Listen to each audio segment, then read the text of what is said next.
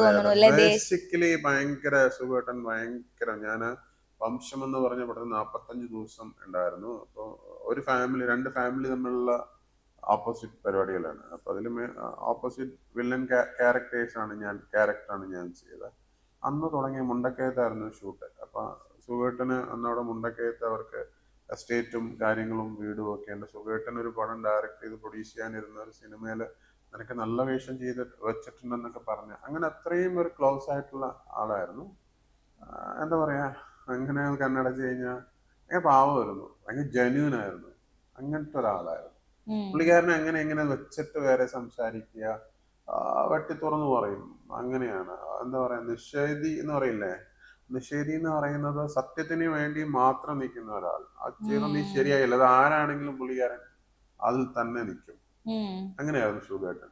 ഭയങ്കര എന്താ പറയാ, അങ്ങനെ ഒരാളായിരുന്നു. ഭയങ്കര വന്നാൽ തന്നെ ഉണ്ട് സുഖേട്ടനൊക്കെ ഇങ്ങനെ നടന്നു വരുമ്പോ ഉണ്ട്, ആ ഫേസിൽ ഉണ്ട് സംഭവം.